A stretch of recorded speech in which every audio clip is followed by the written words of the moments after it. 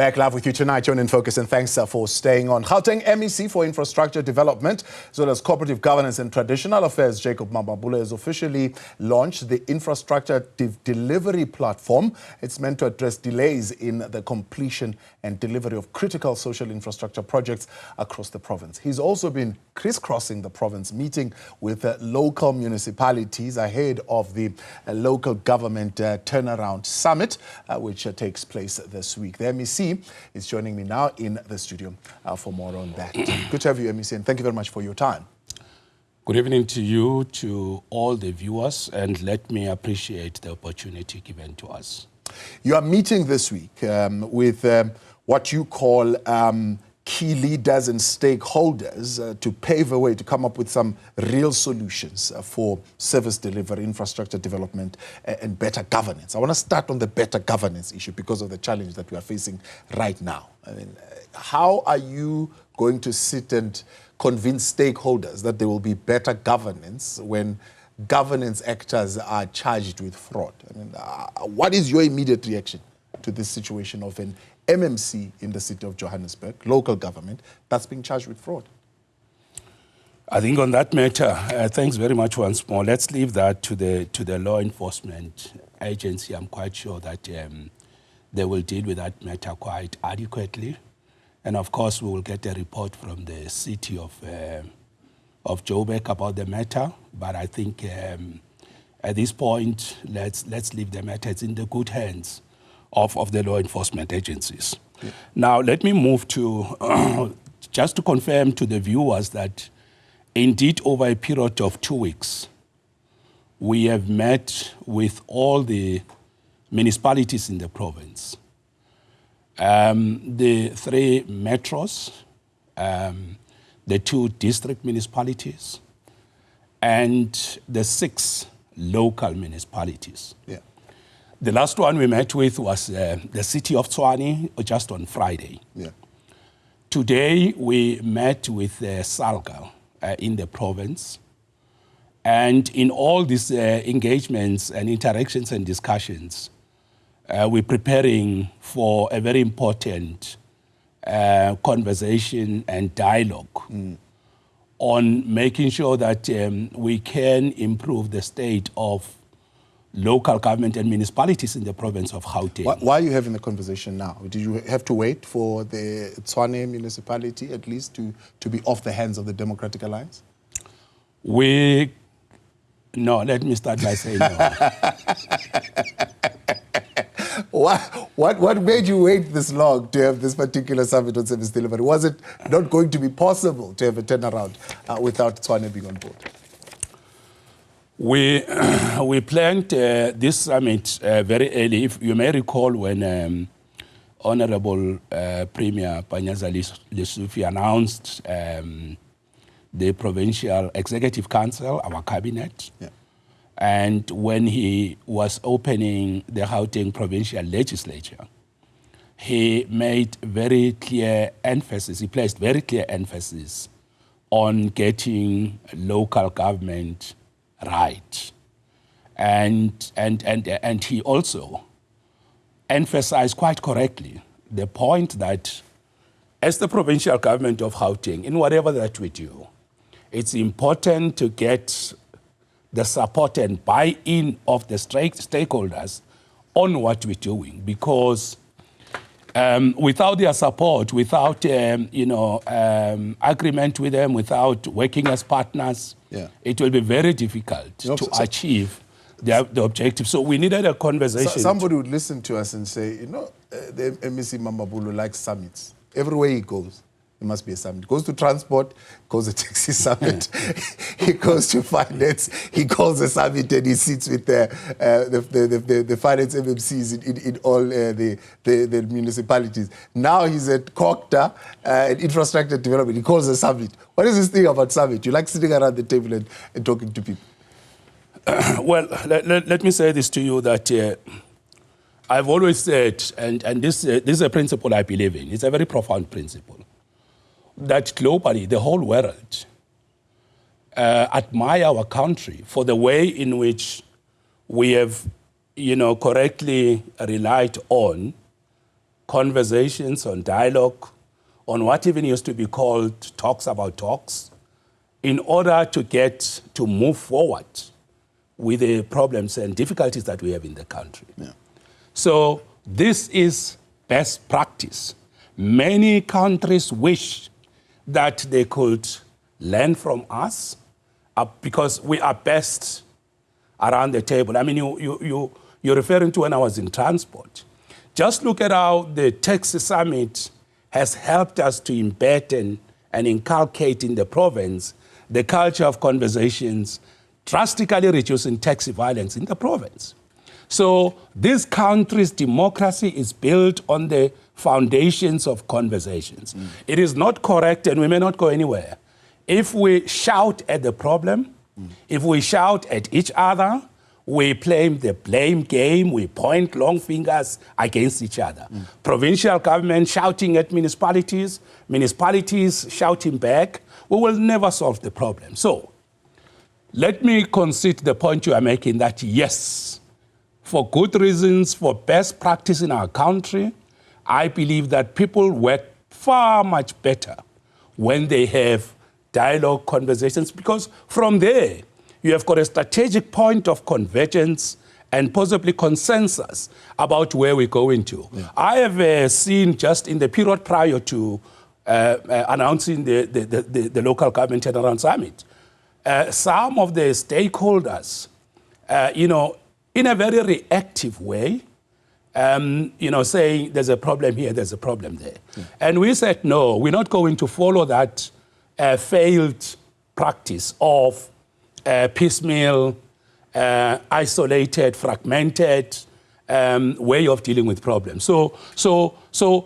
conversations are better. You can even see with the government of both provincial and national unity that these are products of tough negotiations, conversations. Yeah. Because if we don't do that, we could end up in a very difficult situation. So dialogues are very important. But we shouldn't underestimate them. You look at the approach that many are taking, for example, not so long ago, for 8 years, Tshwane was in the hands of the DA, right? All of a sudden, Action SA led, large majority going to the ANC and the EFF being a part of that.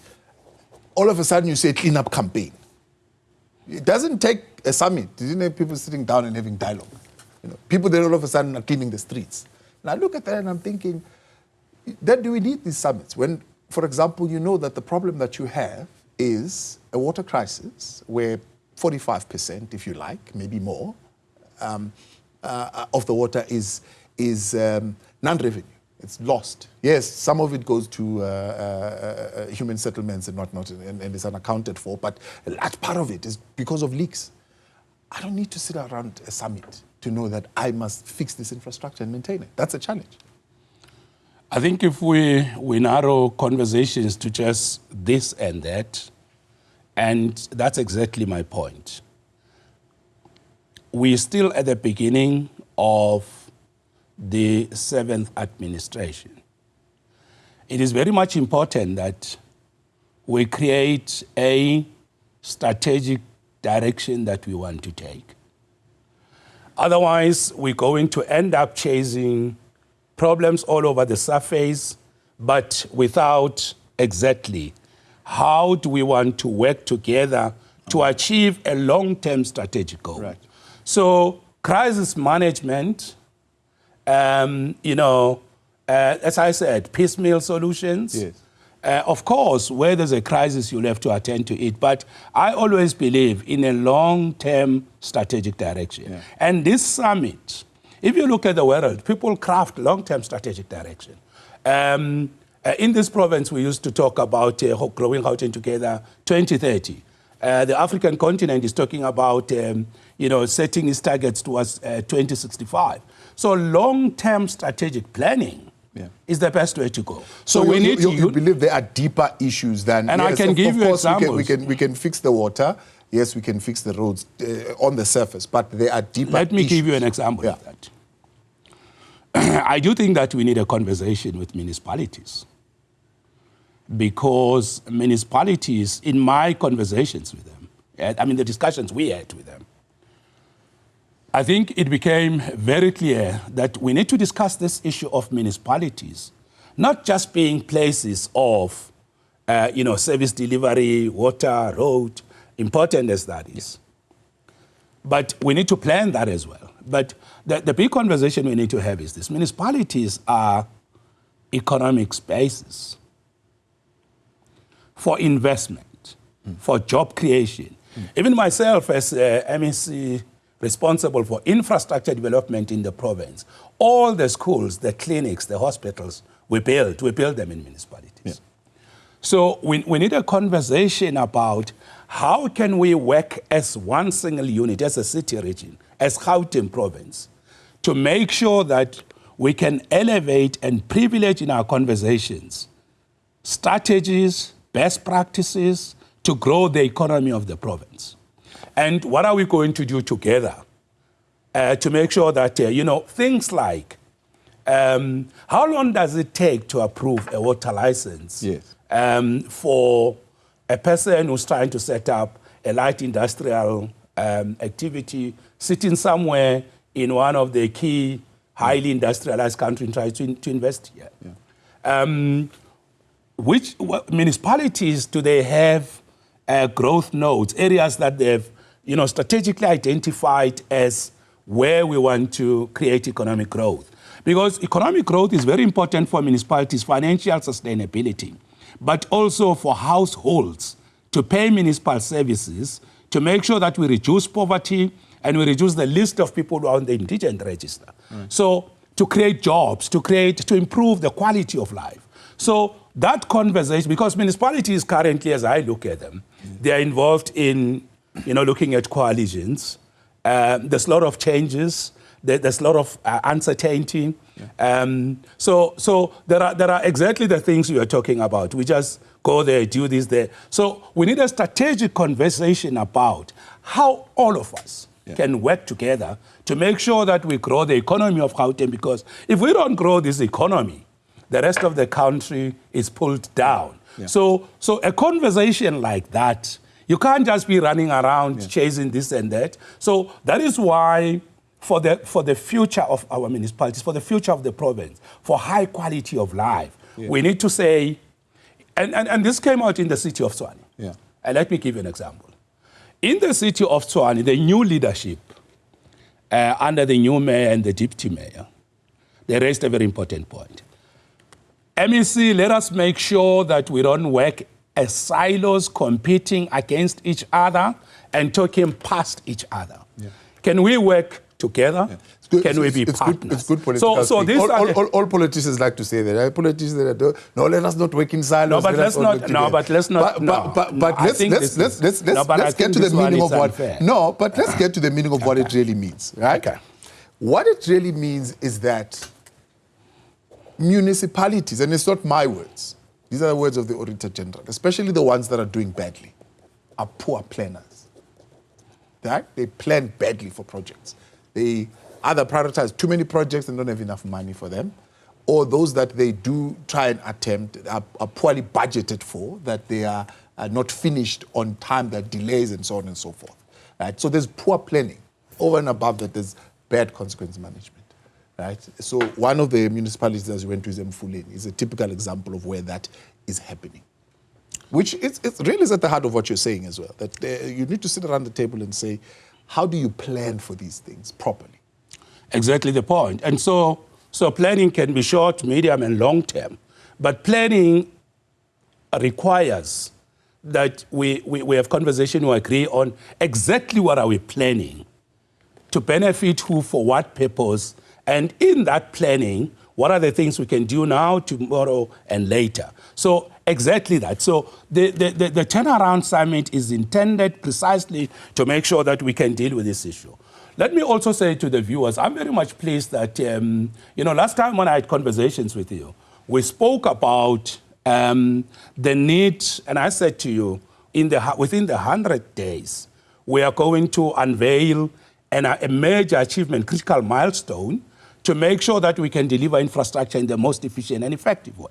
And just on Thursday last week, joined by the members of the mayoral committees from the different municipalities in the province, we unveiled a smart technology platform, an ecosystem that municipalities already were saying, shouldn't we have a conversation about how do we all leverage what already exists, use it for planning precisely for this matter? Let me say this to you.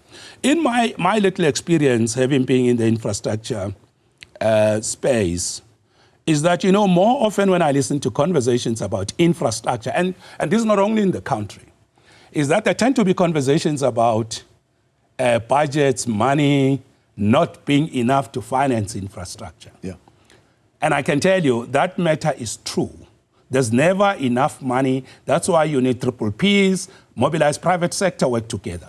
But different from what we are having, what we're trying to do and what we want to do on Thursday and Friday this week, I mean, and Wednesday and Thursday, when we have this conversation, is can we focus on, with the little money we have, on the nuts and bolts of infrastructure delivery? In other words, the pipeline for sitting with projects that are supposed to empower people, transform, change lives, improve their quality of life, create conditions for investment and high quality of life.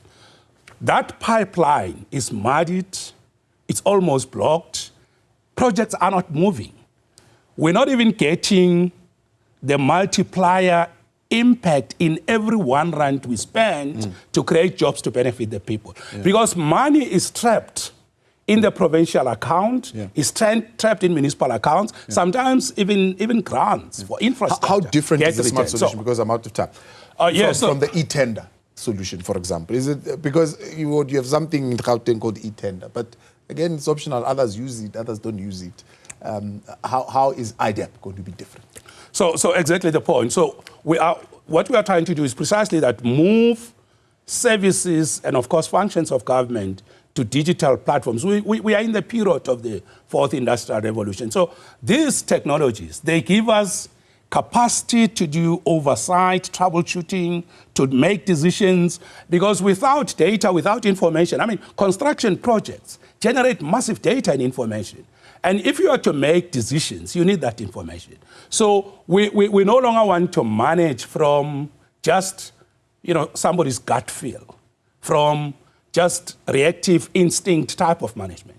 We want consistent strategic leadership, decision-making to deliver infrastructure and improve the quality of lives of people. So that is why I'm saying, what is different here? And by the way, in this tool, the infrastructure delivery platform, one of the issues we are looking at is precisely supply chain issues. Who are the people there? We're looking at disruptions of infrastructure. Is this project still running? Because we have got across the municipalities, the province, assumption that a contractor is working on site, the contractor has not been there for 6 months. So we're looking at various risks that I can tell you with digital platforms, with smart solutions, with consensus, with working together as partners, all of us. I can tell you, if you say you have had it before, it doesn't mean if there was an attempt to do something good and it didn't happen, it should be thrown out. Right. So who are the second who are plow, the key remember, leaders and stakeholders? The second plow is always the best. Yeah. Who are the key leaders and stakeholders? Are you going to have construction forums there as well? You mean in the summit? In the summit. So in the summit, we have mayors, we have got members of mayoral committees, we have got researchers, we have got professionals in the municipal space, we have got officials in the provincial government. We have called, people who at least do research. We have also called, youth. We have got different people, because we also want innovative, creative ideas to build smart municipalities that can weather the storm on climate change, respond better, and deal with the risks of the future that are threatening human life. So we have got multiple stakeholders and experts and professionals. Over and above the critical stakeholders, the leadership of municipalities.